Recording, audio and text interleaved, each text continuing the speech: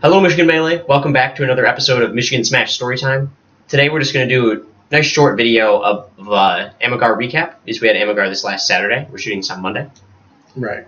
Why was AMEGAR so important? Well, the main thing and the real draw-in of this tournament was TMG, of course. And that was the main portion that made it important. There was another part, the fact that we're kind of reviving Saturday tournaments with it. I mean, Saturday tournaments are around, like we're gonna have more suites, but it was the first one since Rise, I think. Yeah, right? yeah, dude. Saturdays are back. I'm so excited. It was such a fun tournament. I had a blast TOing it, blast playing the crews. Everything was super fun. I think everyone had a good time. Yeah, I think so too. For sure. Before we get into it, yeah. Speaking of Saturday tournaments, yeah, we're gonna give you all the scoop on Saturday tournaments next weekend or this coming Saturday. Macomb is hosting a tournament. It's I4N and Breach, and I think are the TOs, and they have a really nice venue. That's Corner Pressure. That's Melee.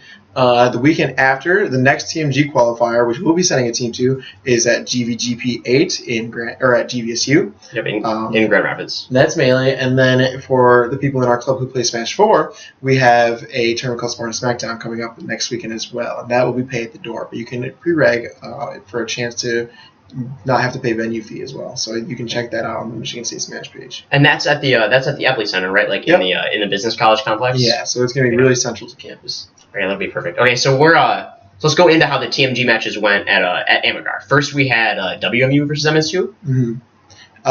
That was a really big one because I went in trying to hide all information about Juan and Paz and a little bit of myself too. Yeah, especially Paz. Yeah, Paz was our big question mark for everyone, and so we really wanted to hide that. So shout outs to our our B squad players that really closed out that crew battle without us needing to rely on our top 5. Yeah, because it was like Bronze, Fancy, Yogi back air. Yep, they went in.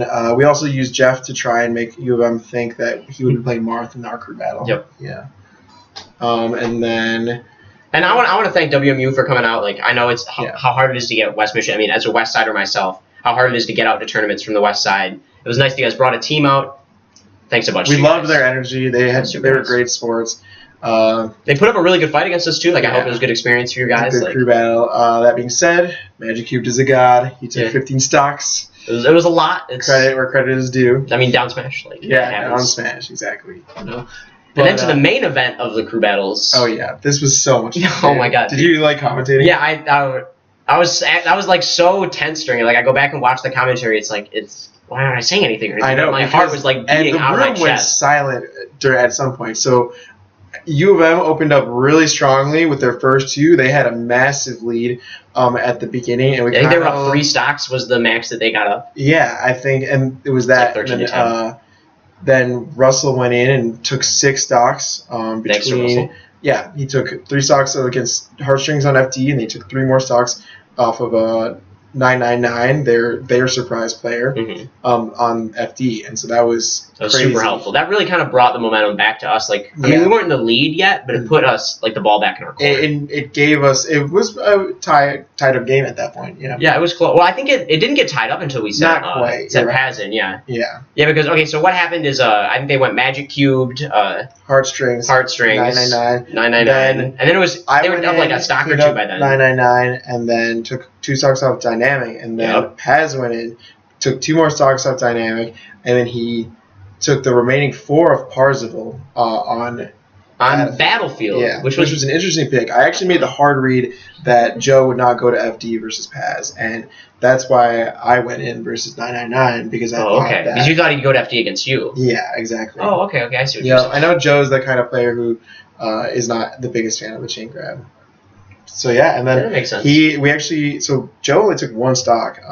Paz, he closed it out, and we were up 2 stocks. Yeah, so I remember that. Yeah, it was so crazy how that crew battle went. Like, everything was, it felt like U of M was winning the majority of the time, right up until we sent Paz in, and it felt kind of even, and you could feel the tension. Like, you really could feel how worried everybody was, and then that double shine, changed everything. I know, dude. That was, when we really could see the finish line. Yeah, but I think that was the moment when a lot of people went, they were thinking, okay, who's Paz? Okay, he looks kind of good, maybe a little stiff, a little worried, and then they go, double shine. And then after that, he was feeling himself. Exactly. Well, the crowd was going crazy, Funny tidbit is that all this excitement, we love Paz already, and then afterwards it's like, So do you need me to explain to you the significance of the MSU versus U of M rivalry? You probably have no Why don't we idea. tell you guys a little bit about Paz? Paz is a new player. He moved here from Tallahassee, Florida. Yep, he was #1 power ranked there. Yeah, in the city.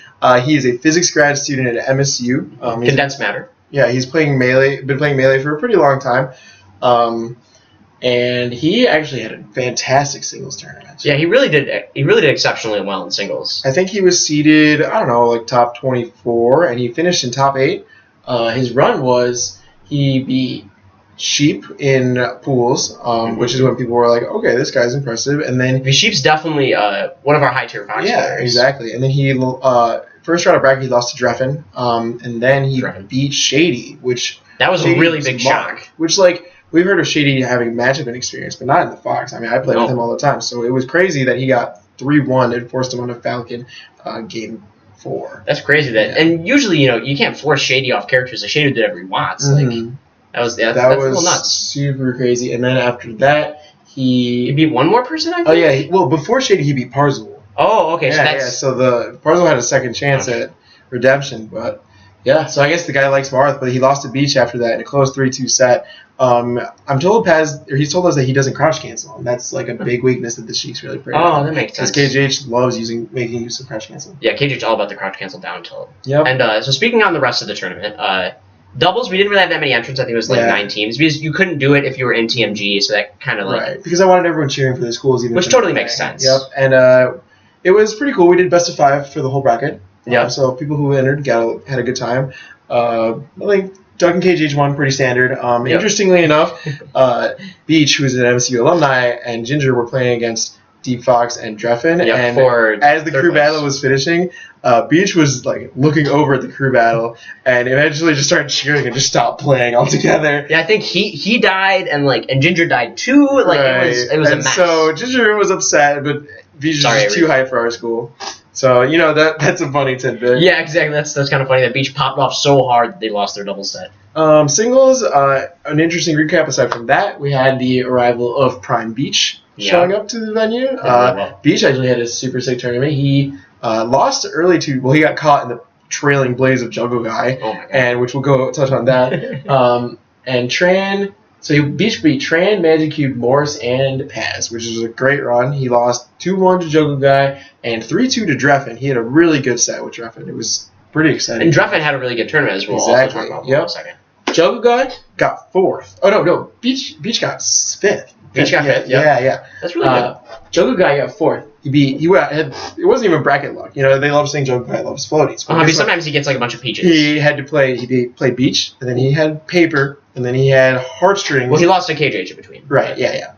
And then he had Heartstrings, and he had Ginger. He beat Ginger. Yeah. Questionable one game where Ginger SD'd, and there was some weird, yeah, it was like a suicide down air that Joey had bounced into the wall and kind of stuck there for a second. Then we take those. We take those. So and there was some shield stab knee stuff going on too.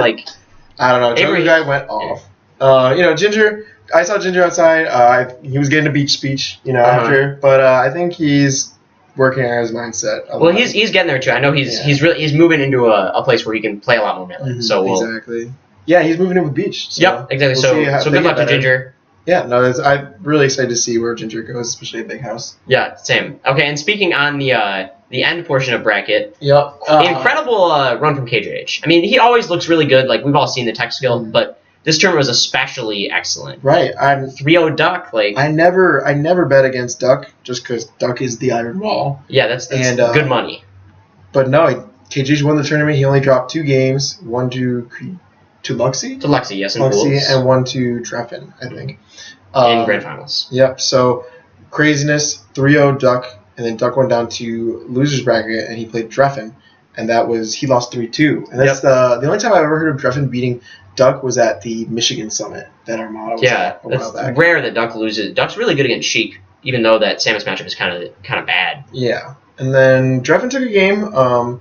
He was really feeling himself after the Duck win, but KJH just proved to be too strong. Yeah, I mean, that makes sense. It's KJH. He's really good against Sheik, especially. Yeah, so, congrats to him. I think that's about it. You have one more announcement of a tournament that's still kind of under the wraps. Well, we found the date. We're planning around, I think it is Canada Cup. Okay. and Big House are like the two big things in October. But we wanted something in Michigan for the everyone to go to. Yep, So yep. October 22nd, we are to be announced title. We'll have a tournament in East Lansing, and that will be in the Union, and we hope that everyone can make it out. So put it on your calendars now. I know that October 22nd. I know that everyone's taking off time for a Big House, but you can put it in way in advance now, or at least kind of in advance. Yep. Yep. So we hope we see you guys there, and of course, hope we see you at Big House. We'll also be off for a week on this stuff because we're putting out all the content. Yeah. Bye, guys. Peace.